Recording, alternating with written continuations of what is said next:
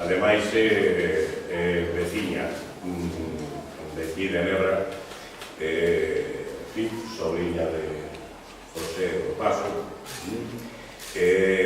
tanto ela como o seu home Raúl, que anda por aí, xa participaron moi activamente no 2006 no que estivemos a facer intentando reparar o desastre do lume daquel momento. Estiveron por aquí pola parroquia traballando con nos e botándonos unha man no que poideron. Raúl, ademais, como historiador, tamén interveu nos actos desta conmemoración dos sucesos tráxicos de Nebra. En fin, vainos falar en compañía ou ao mesmo tempo en colaboración con Xío Dieguez. Xío Dieguez é profesor na Universidade de Coruña, doctor en Historia xa, e ademais é un home que para mí ten unha relación particular, fillo de un amigo, dun home fundamental para esta bisbarra, para o Barbanza. É un fillo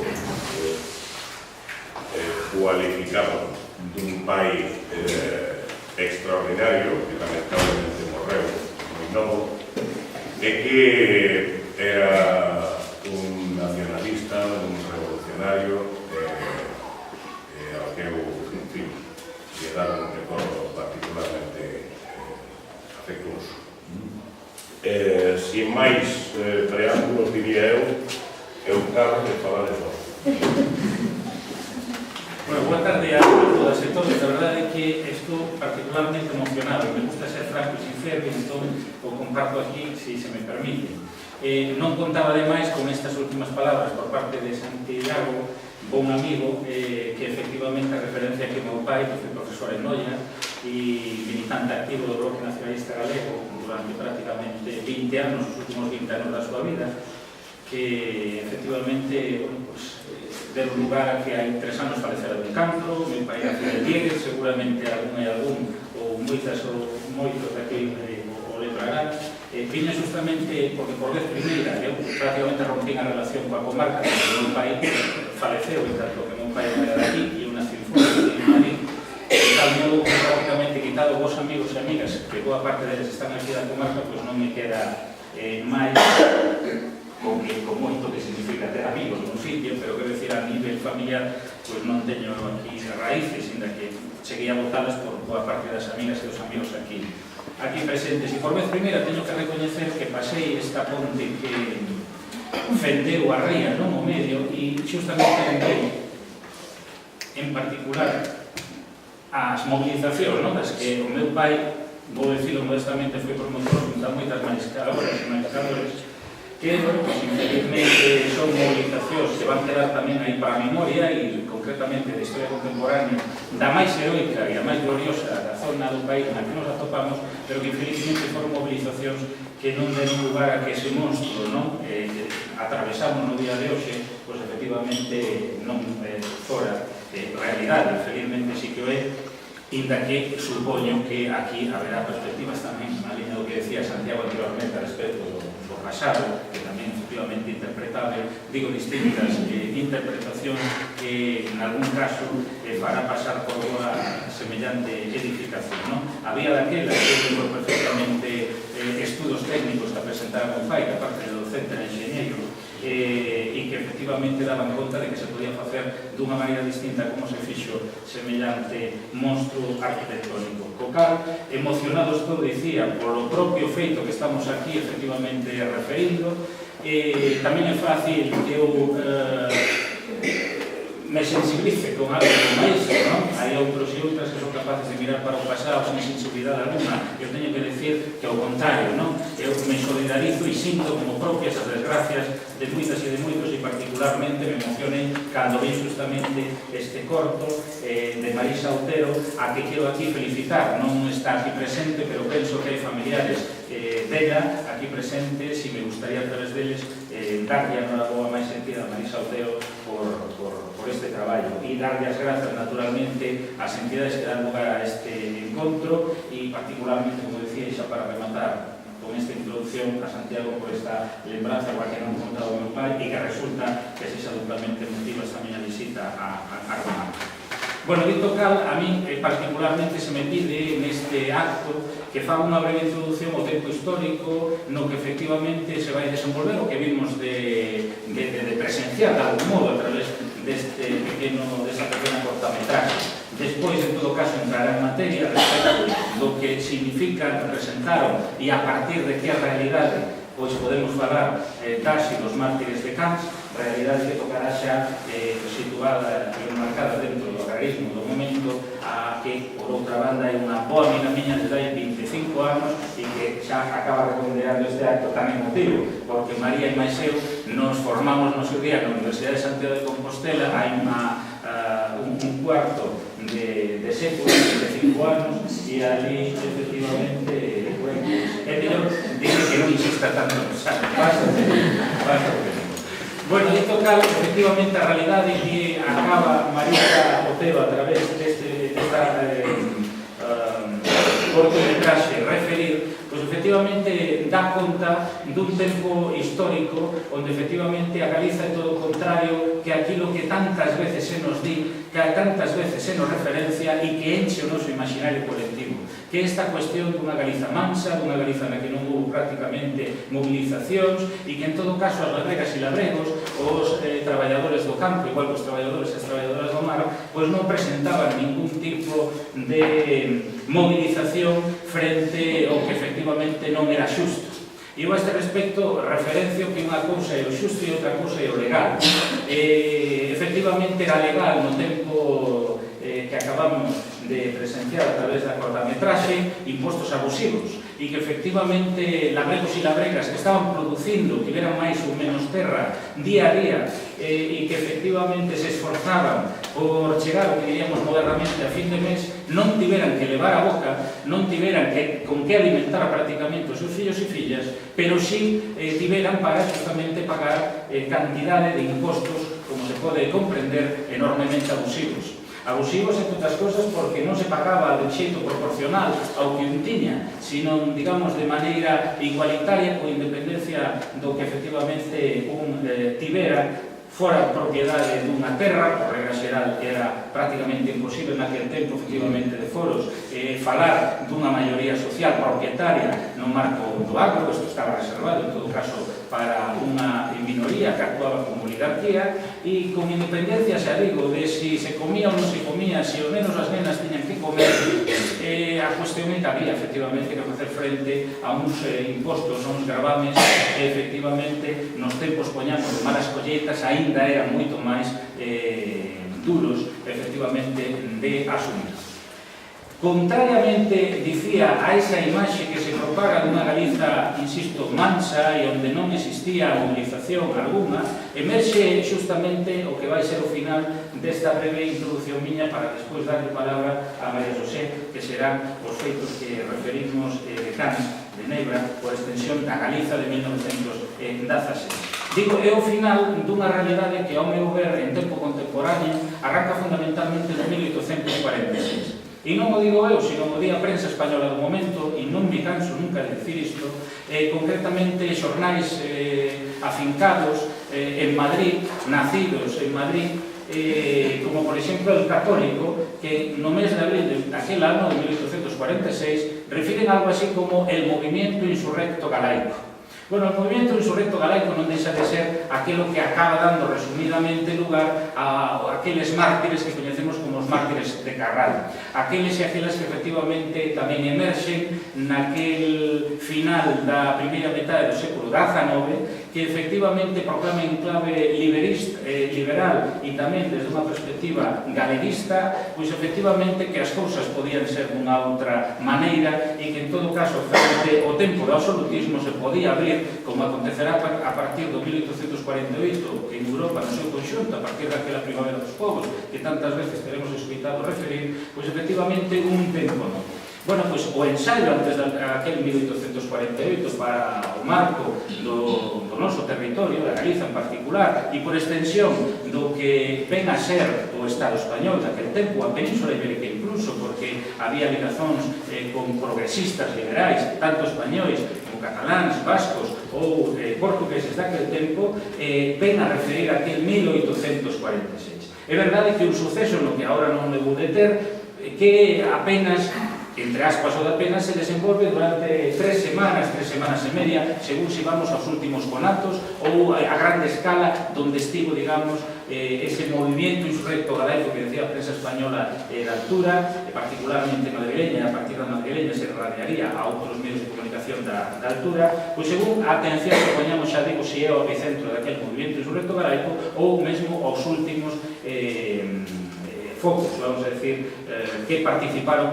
daquela insurxencia. En todo caso, aquela insurxencia efectivamente manifesta unha cuestión xa clara de partida a partir do grande teórico galego e galeguista da mesma. E é efectivamente aquilo de que a Galiza contaba con unha serie, se di textualmente, de recursos naturais que podían dar lugar a, diríamos modernamente, un benestar co que non contaba a sociedade galega daquela altura. A Galiza, dito por aquel teórico, e me refiro a Antolín Faraldo, vivía nunha situación de dependencia colonial, así se refire a Antolín Faraldo a relación da Galiza co epicentro político español, concretamente fala de Galiza verdadeira colonia da corte, e, digamos, articúlase a partir de aí, vamos decir, un pensamento en clave progresista e galeguista que, ante todo, ten como primordial foco de atención as clases, vamos a decir, populares, entre elas maioritariamente aquel máis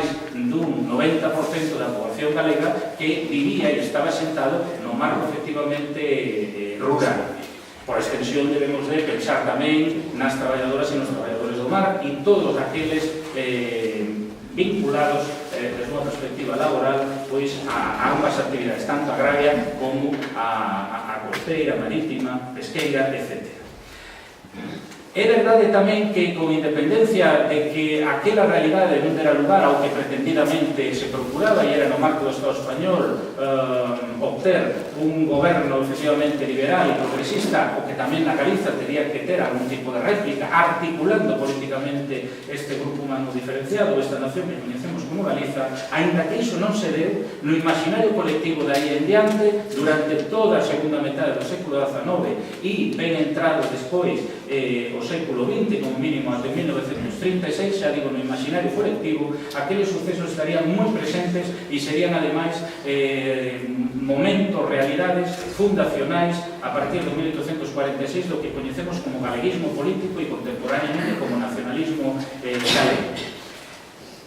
Situados justamente no que son os finais do século, ademais, XIX, observamos como no 1873, 1874, de algún modo triunfa o que se pretendeu desde Galiza no 1846, que na práctica foi a proclamación dunha primeira república. A verdade é que sempre falamos da segunda república, se houve unha segunda é porque tivo que haber unha primeira. A primeira queda perdida, digamos, no imaginario colectivo, non? Sabemos contar, e volvo a insistir, se houve unha segunda tivo que haber unha primeira, pero a primeira non a damos situada no tempo e a nivel, digamos, contextual, histórico, tampouco somos quen de referir. Bueno, pois direi que en consonancia ao 1846, naquel 1873-1874, volve, digamos, relanzarse esa idea a partir da que, o que pasa que, digamos, modernizada para a altura que nos ocupa, 1873-1874, a idea que alicerza ou sobre a que se alicerza aquel 1846. Nesa dupla componente, por unha banda liberal progresista e por outra, desde, vamos a decir, a componente nacional galega ou patriótica galega. E os nomes, os termos, non hai que terles medo algún, porque en todo caso refiren realidades concretas. A realidades concretas, de outra maneira, hai que etiquetalas. E se a Galiza é así sentida por tantos e tantas ao longo da historia, sobre todo no tempo contemporáneo, como a patria propia, pois efectivamente falamos de como hai un sentimento patriótico, e se a Galiza é referida por tantos e por tantas como unha nación, pois estamos falando dun movimento, en todo caso, de afirmación da nación e de defensa da mesma para o que se trata, en todo caso, de vivir mellor. Iso é o nacionalismo. Bueno, entón, aquel 1873-1874, nesa Primeira República, intentas ensayar dentro do que é o cantonalismo do momento e demais, a proclamación dun Estado galaico, un Estado galego, federado en todo caso, mesmo confederado de a outra serie de Estados, a partir dos que se articulara un novo Estado español no marco desa Primeira República. Esa Primeira República, xa digo escasamente, se desenvolverá durante eses 2 anos, 73 e 74, e quedará de algún modo hibernando esa aspiración. Pero esa aspiración, pouquiño despois, é retomada por figuras do movimento liberal progresista, concretamente como epicentro na Coruña, representado ese movimento, entre outros, por exemplo, unha figura que a mí particularmente me resulta atractiva, que é o deputado, nacido en Asturias, eu xa digo, tamén nacido en Madrid, Ramón Pérez Constales. Ramón Pérez Constales foi galego como tantos, ou en todo caso máis galego, que efectivamente tantas e tantos do momento, defensor a ultranza da lingua e cultura propia do país e sobre todo unha descentralización do que efectivamente viña a ser aquel Estado e aquela realidade política como epicentro en Madrid. E ele, ademais, en grande medida, o que representa, xunto a Moreno García, pois o realzamento de tentar para Galiza a aprobación dun marco legal que recoñecera o feito diferencial e que procurara esa descentralización no marco referido. Vai ser, en grande medida, o representante xunto a Moreno García, sobre todo a partir da primeira Asamblea Federal Galega do 1886, daquela Constitución para o futuro Estado galaico. E nos vamos aproximando, en todo caso, a 1916, e nos vamos aproximando a 1909 e nos vamos aproximando a 1919. Tres referencias unidas, como en maior medida desenvolverá María Xosé a seguir. En todo caso, e xa para ir rematando, nos achegamos igualmente ao 1890.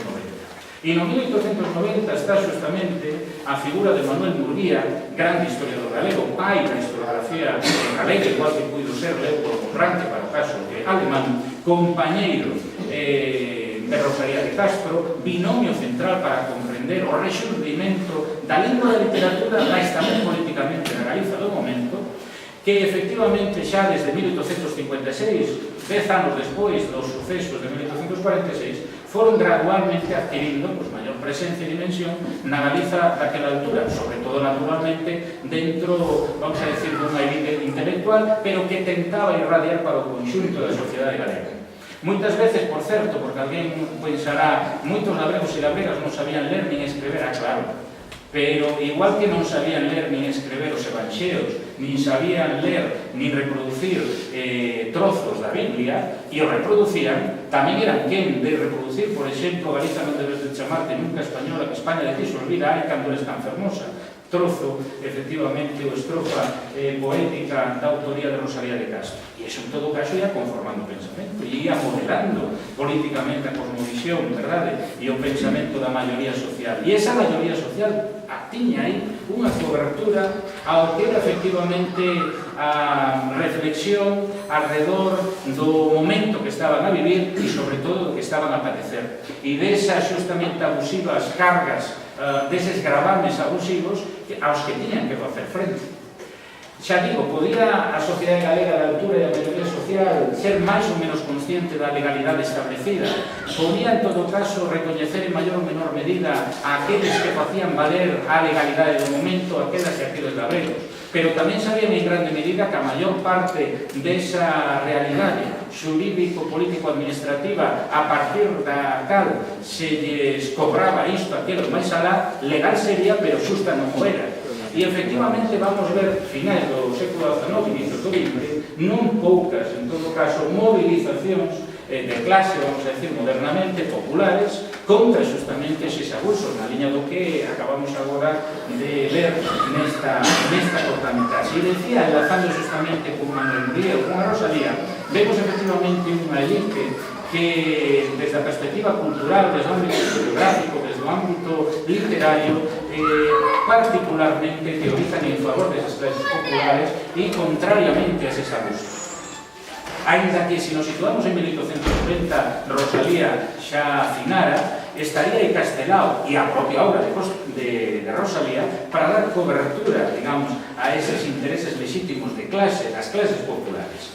E, efectivamente, no 1890, data na que me veño de quedar en uns minutos, emerxe por vez primeiro unha organización nacionalista, estricto senso, regionalista para a terminoloxía do momento, que é a Asociación Regionalista Galega, 1990, 91, 92, que efectivamente preside o propio Manuel Murguía, o historiador Manuel Murguía, e que vai ser, desde a perspectiva organizativa, o primeiro fito a partir do cal se vayan desenvolvendo outra serie de referencias organizativas no momento, dando cobertura a isto que estamos a referir.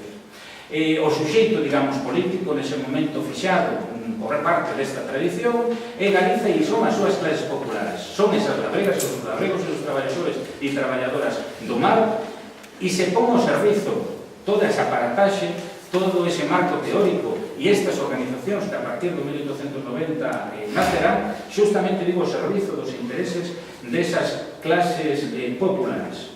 Saltando de século, en pleno turnismo, Cánovas, Sagasta, Partido Liberal, Partido Conservador, e rompe no 1907 justamente unha organización como Solidaridade Galega.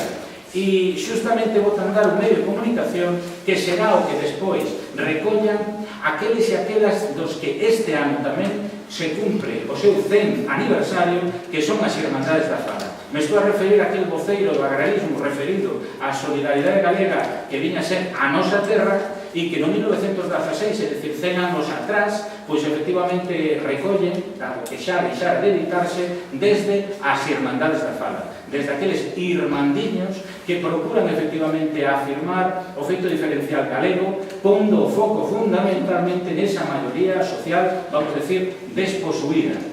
De aí en diante, aos nosos días, desde logo, haberá un desenvolvemento de toda esta tradición que veño a referir, pero quixera, en todo caso, rematar con aquela así visualizada imaxe que aparece no cartaz, que apresenta justamente os actos referidos a este 100 aniversario dos irás mártires de Cans, onde efectivamente Castelao, que vou dicir de Castelao, efectivamente recolle o que será, tanto por unha banda no 1909, o Seira, como en Nebra aquí no 16, como despois no Sofán no 19, realidades interconectadas e que son reflexo de como efectivamente resistencias cotiáns que no día a día as clases populares lideraron, infelizmente, por outra banda, foron borradas do noso imaginario colectivo, sobre todo a partir do golpe militar do ano 36.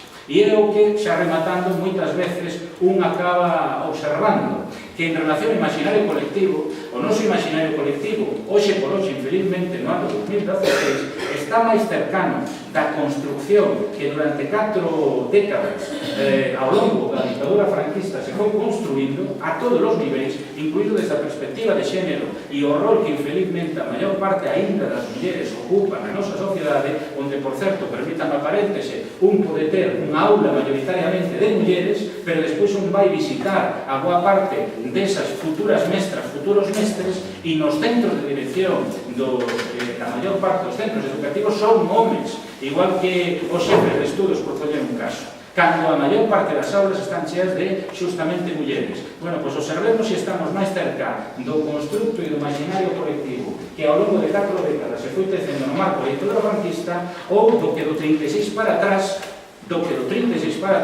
refería e conmemoraba realidades como a que aquí hoxe justamente conmemoramos, recuperando esa tradición do 36 para atrás. Sin máis, xa digo, parabéns aos organizadores deste acto e por moitos anos.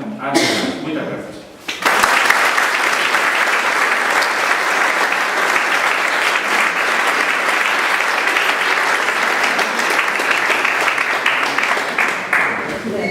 Boa tarde, agradecerle a organización que me invitaron, un placer estar aquí, que están na miña parroquia, por estar representar un refuxío, que xa non pasamos en casa.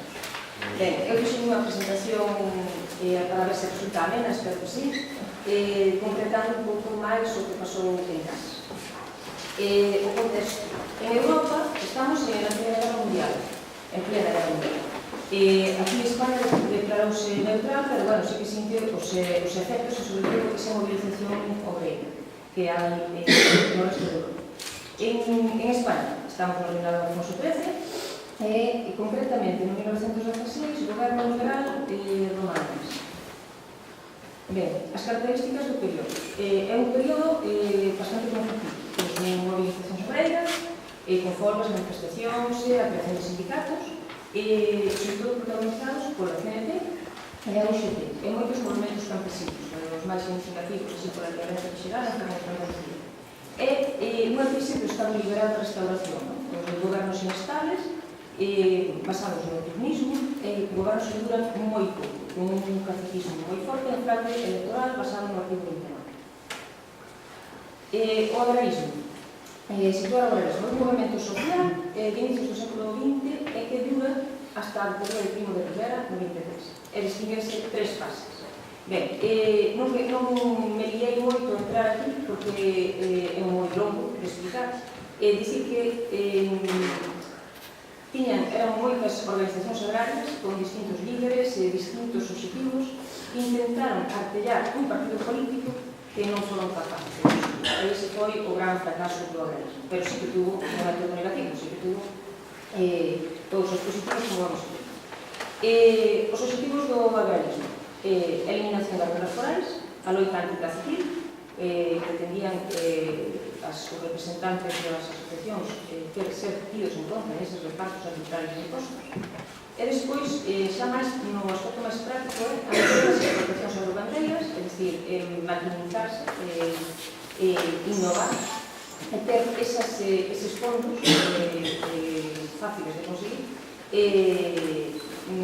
para levar a cabo toda esa innovación e maquinización que necesitaba o agrogandero. E despois a creación de obras concretas, que, bueno, non nos queda tan longe do que fan agora as comunidades de montes, non? Fontes, e, bueno, as escolas, característico desta época, con a axuda dos veciños e viranos. Aquí hai un exemplo de uns estatutos da Sociedade Agraria do Obre, que cando vin resultou un pouco simpático porque su misión se reduce a casi nada, o que pretende, non?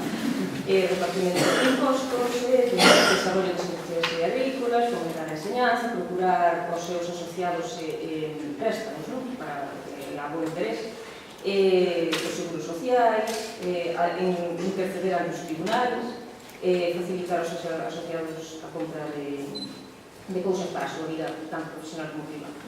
Este é un exemplo concreto. O agrarismo non son. Cando fixen o meu traballo de investigación, pois, bueno, estas son as asociacións que atopei. Dicir que, ao principio, o agrarismo empezan como sociedades normalmente de mutuas gandeiras, que era o máis práctico, é dicir, protexer pegando, e despois evolucionan cara a sociedades agrarias, convertendo as mutuas normalmente en seccións.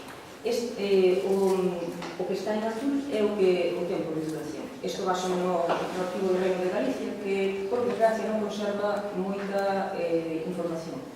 Mais alá de ano de información e ano de disolución, e algunhas renovacións de directivas, e os seus estatutos, que era o que estaban obligados a presentar. E agora, que é o que aconteceu en Cans? En Cans é unha movilización antifiscal pola alta presión dos impostos, e que deriva nun motín no que van cooperar moi fortemente tanto a Liga Agraria de Neras como a Protección Obrera do Son. A Protección Obrera do Son ten a característica de que ten de influencia moi anarquista, era das poucas en Galicia con esa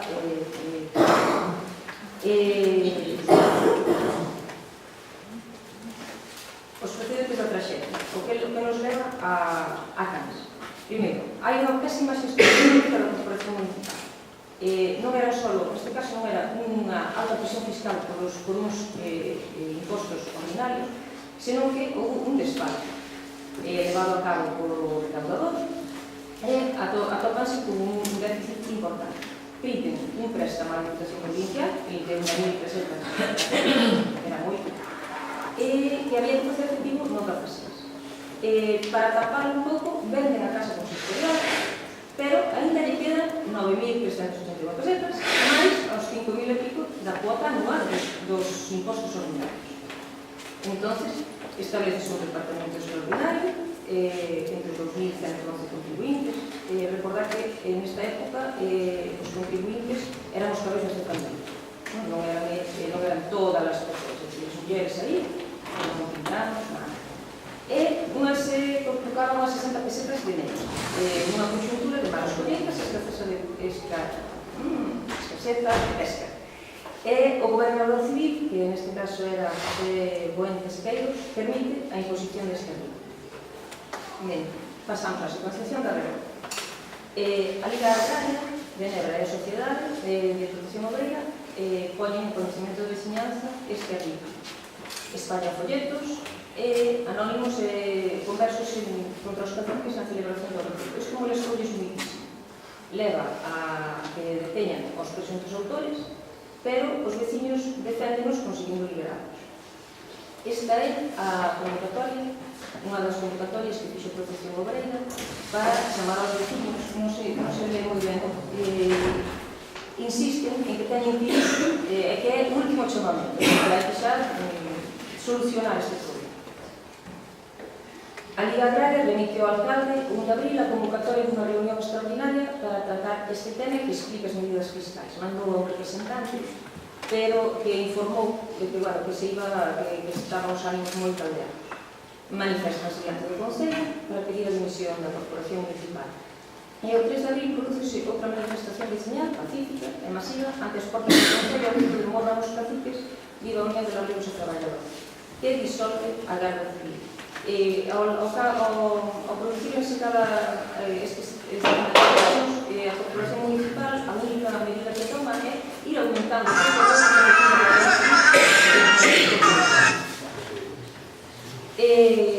a partir de aí, as dúas asociacións comezan unha campaña de mítines animando o impago de impostos e a Liga Agraria convoca unha manifestación a que asistiron 3.000 persoas.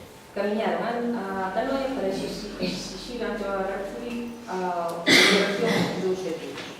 E consiguen o seu objetivo porque tenían un motín moi demasiado difícil de controlar en Noia porque tamén se uniron xente da Liga. Outra cousa que molestou moito os líderes das forzas vivas do Son foi que durante as festas maiores a procesión que realizaba os católicos, a Protección Obrera mantivo o seu local. Isto considerouse un acto moi infame. Acabaron a pedradas e con uns cuantos vecinos. Chegamos a setembro e recaudaran 3.000 pesetas. Quedaban 6.000. Aí a corporación contou que o ex-recaudador Alejandro Vilaró, que foi o que cometeu o desfalco, o se negou. A Corporación Municipal e o recaudador presentan a dimisión porque non ven como solucionar o problema. E o gobernador civil non hace. O prazo voluntario de cobro finalizaba o 15 de setembro. E a solución é enviar máis a cargas civis para protexer os concelleiros e o axente encargado dos embargos. O 11 de outubro comenzan a actuar os axentes do fisco protegidos pola Garda Civil. Ante os embargos, a maioría dos veciños van pagando. o pedáneo de Miñocos negase, e o pedáneo de Miñocos, o pedáneo é unha figura que é como o alcalde de barrio, pero, bueno, este é dirixido polos vecinos. Este pedáneo negase e embargalle unha vaca.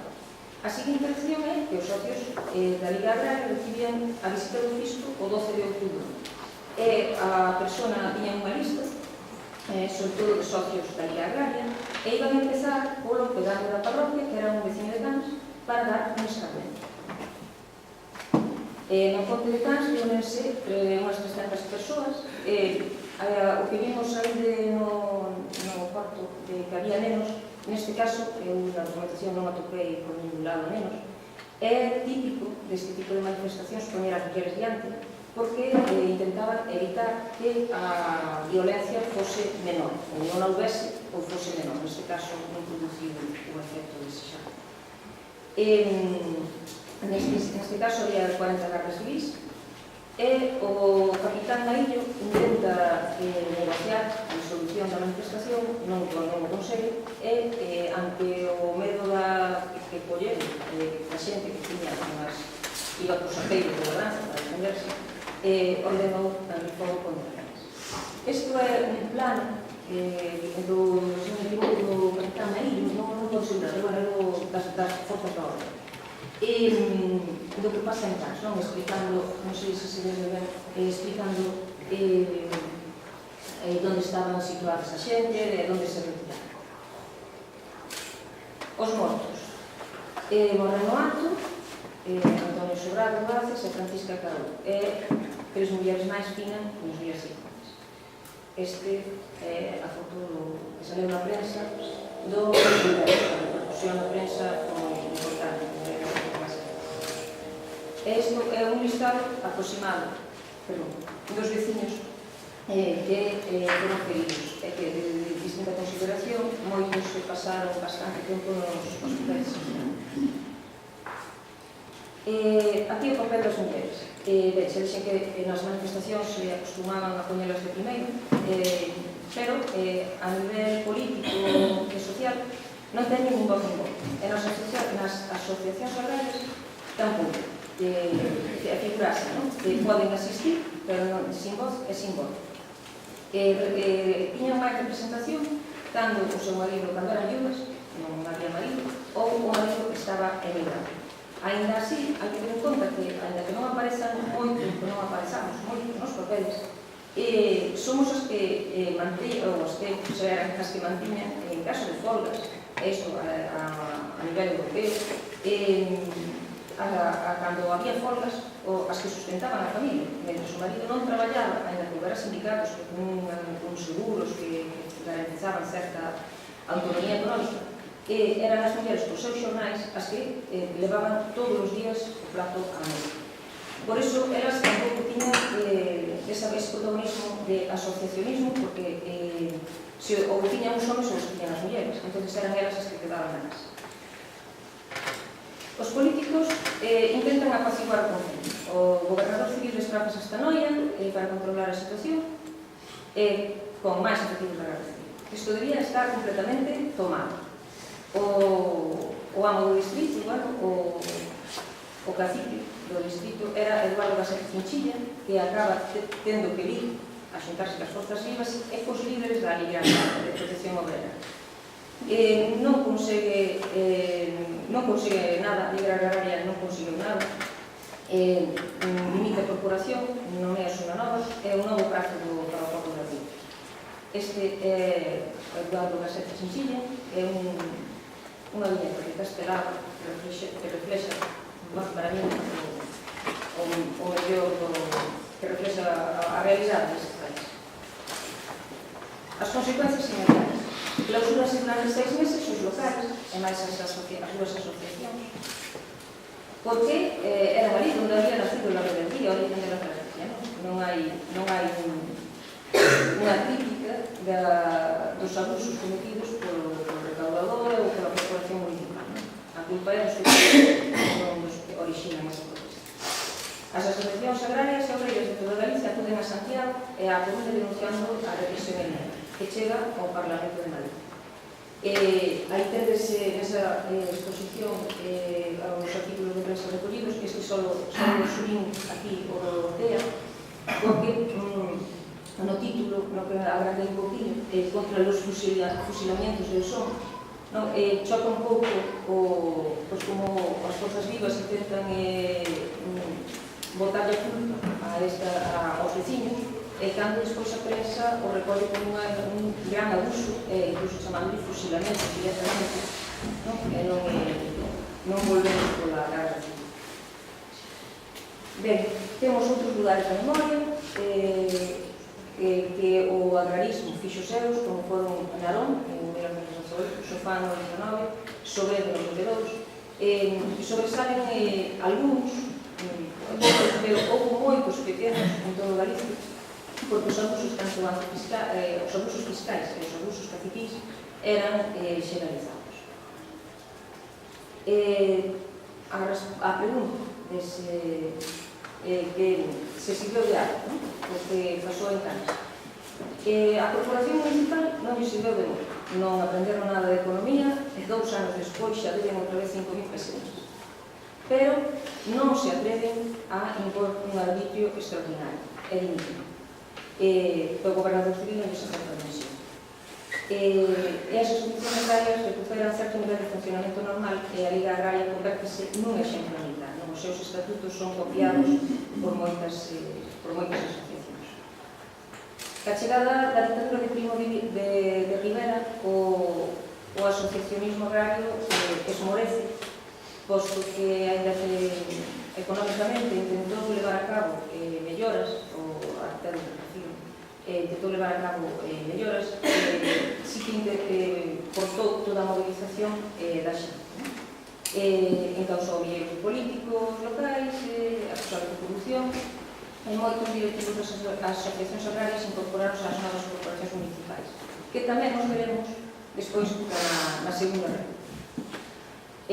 Un exemplo é o concelleiro agrario Rutilio Pouso, que perseguía a Liga Agraria de Neda, que solicitou ao gobernador civil a revisión das contas e obrigarle a pagar a Alejandro Vilaró, cousa que non conseguiu nin siquiera que lle contestar. A matanza de Cans contribuíu a consolidar os marcos simbólicos do agrarismo e convirteuse nun lugar de memoria importante. É importante que desde Neda tamén os organizadores o teñamos señalizado, porque estaba totalmente olvidado. É importante recoller esa memoria e que sepamos de onde vimos e quen somos. E sen máis, isto é sucintamente o que foi a primeira.